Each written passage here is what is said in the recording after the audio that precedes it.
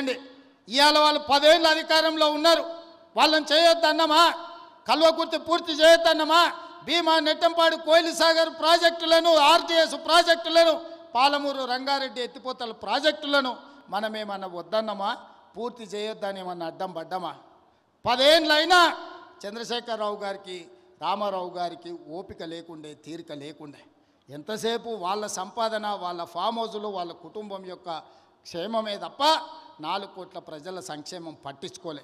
అందుకే ఇవాళ ఆ పథకాలన్నీ వేగంగా పూర్తి చేస్తున్నాం.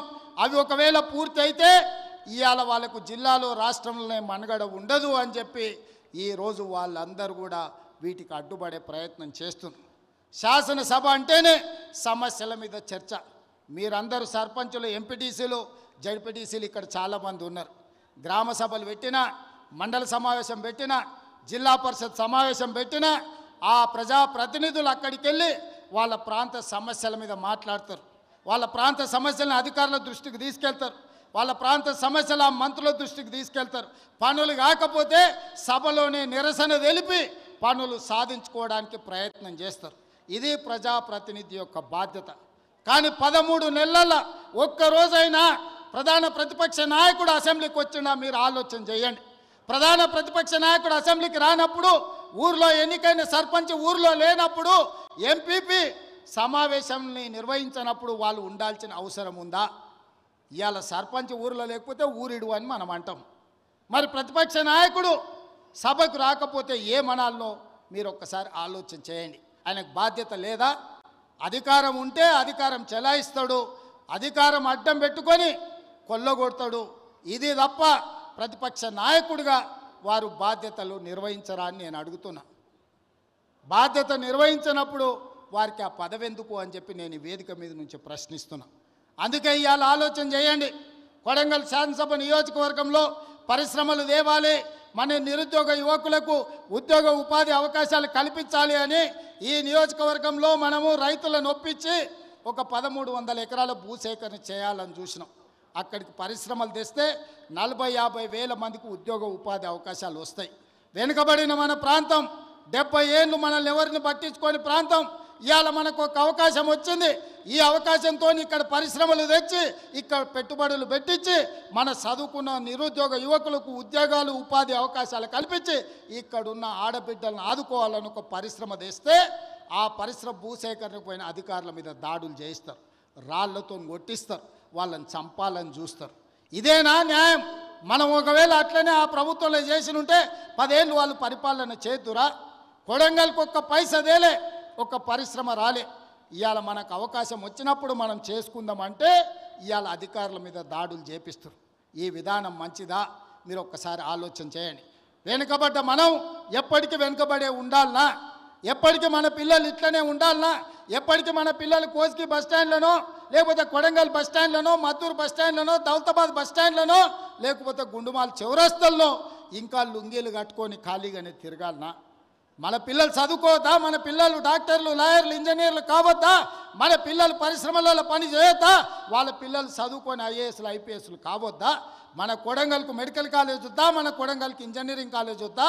మన కొడంగల్కు పాలిటెక్నిక్ కాలేజ్ వద్దా? మన కొడంగల్కు డిగ్రీ కాలేజ్ వద్దా? ప్రతి మండలానికి జూనియర్ కాలేజ్ వద్దా? మన పిల్లలు చదువుకోవడానికి విద్యాలయాలు కొడంగల్లో ఉండాలనా లేదా ఆలోచన చేయండి. చదువుకోవడానికి మన పిల్లలకు విద్యాలయాలు ఉండాలని, చదువుకున్న మన పిల్లలకు ఉద్యోగ ఉపాధి అవకాశాలు రావాలని ఆ పరిశ్రమలను తీసుకొచ్చే ప్రయత్నం నేను చేస్తుంటే చంద్రశేఖరరావు ఆయన మనుషులు మనకు అడ్డం పడి ఎట్లయినా కొడంగల్ను ముంచాలని ఇవాళ కొడంగల్ అభివృద్ధికి అడ్డం పడుతున్నారు. మీరందరూ సహకరించండి, మీరందరూ ఆలోచన చేయండి. నేను రాష్ట్రం నలుమూలలో తిరిగినా ఈ శాసనసభ నియోజకవర్గంలో మీకు అండగా తిరుపతి రెడ్డి గారు ఎప్పుడు అందుబాటులో ఉంటాడు. మీకు ఏ కష్టం వచ్చినా, ఏ సందర్భం వచ్చినా, ఏ పదవి ఉన్నా లేకపోయినా మీకోసం ఎప్పటికప్పుడు ఎవరికి ఏ కష్టం వచ్చినా, ఏ ఇంట్లో పెళ్ళున్నా, ఏ ఇంట్లో ఏ ఇబ్బంది ఉన్నా మా సోదరుడు మీకు అండగా నిలబడ్డాడు. ఆయన రామారావు అంటున్నాడు ఏం పదవి ఉందని. నేను అడుగుతున్నా దిక్కుమాలినోని, మీ అన్నదమ్ములలో ఉన్నోళ్ళందరికీ పదవులు తీసుకున్నావు. ఆయన నీ సడ్డకుని కొడుకుకి రాజ్యసభ తీసుకున్నావు, నీ చెల్లెల్ని ఎంపీగా ఓడగొడితే ఎమ్మెల్సీ తీసుకున్నావు, నువ్వు మంత్రి తీసుకున్నావు, నీ మా బావ మంత్రి తీసుకున్నావు, నీ నాయన ముఖ్యమంత్రి తీసుకున్నావు, నీ ఇంటిలి 10 పదవులు తీసుకున్నారు. కానీ మేము ఏ పదవి తీసుకోకుండా ప్రజలకు సేవ చేస్తే దాన్ని కూడా తప్పు అంటున్నారు.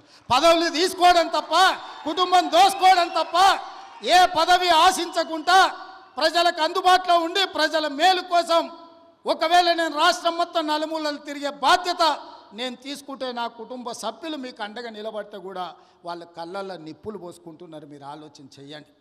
వాళ్ళ ఇంట్లో ఆయన ముఖ్యమంత్రి, అల్లుడు మంత్రి, కొడుకు మంత్రి, బిడ్డ ఓడిపోతే ఎమ్మెల్సీ, సడ్డకుని కొడుకు రాజ్యసభ, వాళ్ళ చుట్టపోళ్ళు అందరూ మంత్రులైనరు. నేను అట్లా ఎవరు నన్ను తీసుకున్నాను మా కుటుంబంలో? మీరు చెప్పండి. ఏ పదవి లేకుండా నిస్వార్థంగా మీకు పనిచేస్తుంటే కేసీఆర్ కుటుంబం తప్పు పడుతుంది. అట్లెట్లా చేస్తారా మీరు? ఏ పదవి తీసుకోకుండా మేము చూడు ఎన్ని తీసుకున్నామో ఎంత దోసుకున్నామో చూడమంటారు. మీలాంటి పదవులు తీసుకోనికే దోసుకోనికే మేము పోటీ పడం చంద్రశేఖరరావు. మా విధానం అది కాదు. మమ్మల్ని నమ్మిన ప్రజలకు అండగా నిలబడి, వాళ్ళ కష్టం వస్తే కష్టాలలో వాళ్ళ తోడుగా నిలబడి, వాళ్ళ కోసం కొట్లాడి, వాళ్ళ కోసం రక్తం చిందించే నాయకత్వం మాది. మిమ్మల్ని నమ్ముకున్న వాళ్ళని మోసం చేసి దోసుకునే నీతి మీది. మీకు మాకు తేడా ఉంది. మేము మీలాక కాదు. నేను నికార్సుగా నిక్కచ్చిగా చెప్తున్నా, మీలాక పదవులు కొల్లగొట్టడానికి, రాష్ట్రాన్ని దోసుకోవడానికి నా కుటుంబం లేదు. నా కుటుంబం నాకు మీరు ఆశీర్వదించే అవకాశం ఇచ్చినందుకు మీకు అండగా నిలబడాలని సమయం ఇస్తున్నారు. ఇన్నేళ్ళైంది నేను మీకు ఇక్కడికి వచ్చి. ఈడున్న వాళ్ళందరూ నన్ను వ్యతిరేకించేటోళ్ళు రాజకీయంగా కూడా నియోజకవర్గంలో ఎవరి దగ్గరైనా ఒక్క రూపాయి ఎప్పుడైనా ముట్టుకున్నానా? మీరు చెప్పండి. చెప్పండి. మీరు వీలైనంత వరకు మేము సాయం చేసినాం. నేను బస్ డిపోకి భూమి ఇచ్చిన, నేను సబ్స్టేషన్లకు భూమి ఇచ్చిన, నేను పాఠశాలలకు భూములు ఇచ్చిన, నేను సొంతంగా కొని ఇవాళ కోస్గిల బస్ డిపోకు ల్యాండ్ ఇచ్చిన. ఎన్ని కోట్ల రూపాయల విలువనో ఇవాళ మీరే చెప్పండి. ఇవాళ మన సబ్స్టేషన్లకు భూములు కొనిచ్చినాం. ఏ ఊర్లో గుడి కట్టినా, బడి కట్టినా, ఎవరు పిల్లలు చదువులకు ఫీజులు కావాలన్నా, ఎవరు ఏం కావాలన్నా మా ఇంట్లోకి వెళ్ళి పైసలు ఇచ్చి కొడంగల్ నియోజకవర్గాన్ని ఆదుకున్నాం. పోయిన 5 ఏళ్లలో ఒక ఆయన ఈడ ఉండే ఏం వసూలు చేసిండో మీకు తెలుసు కదా. ఎంతమందిని ముంచిండో మీకు తెలుసు కదా. నేను చెప్పాల్సిన అవసరం ఉందా? ఇవాళ వాళ్ళలాగా మనం దోసుకుంటలేమని వాళ్ళ కడుపులో మంటలేస్తున్నాడు. అందుకే నిన్న మన మనోళ్ళందరూ కడుపు మంటకు మందు పంపించారు, కొంచెం దాగి పండుకోరని. అందుకే మిత్రులారా, ఇవాళ ఇంత తక్కువ సమయంలో ఇంత మంచి కార్యక్రమాన్ని ఏర్పాటు చేసి రాష్ట్రానికి అమలు చేస్తున్న సంక్షేమ పథకాలు, రైతు భరోసా, రైతు ఆత్మీయ భరోసా, ఇందిరమ్మ ఇండ్లు, నూతన రేషన్ కార్డుల కార్యక్రమాలను, 4 అద్భుతమైన సంక్షేమ కార్యక్రమాలను ఇవాళ కొడంగల్ శాసనసభ నియోజకవర్గం నుంచి ఈ రాష్ట్రానికి అంకితం చేస్తున్నాం. రాష్ట్రంలో ఉన్న ప్రతి ఒక్కరికి నా విజ్ఞప్తి, తెలంగాణ రాష్ట్ర ముఖ్యమంత్రిగా మార్చి 31 తారీఖు లోపల ఈ కార్యక్రమం నిరంతరం కొనసాగుతుంది. ప్రతి లబ్ధిదారుడికి, అర్హుడైన ప్రతి వాడికి ఈ పథకం అమలు జరుగుతుంది. ప్రతి శాసనసభ నియోజకవర్గంలో మార్చి 31 తారీఖు లోపల ప్రతి నియోజకవర్గానికి 3500 ఇండ్ల లెక్కన 4,50,000 ఇండ్లు, 22,500 కోట్ల రూపాయలతోటి ఇందిరమ్మ ఇండ్లు అమలు చేసే బాధ్యత కాంగ్రెస్ పార్టీ తీసుకుంటుంది.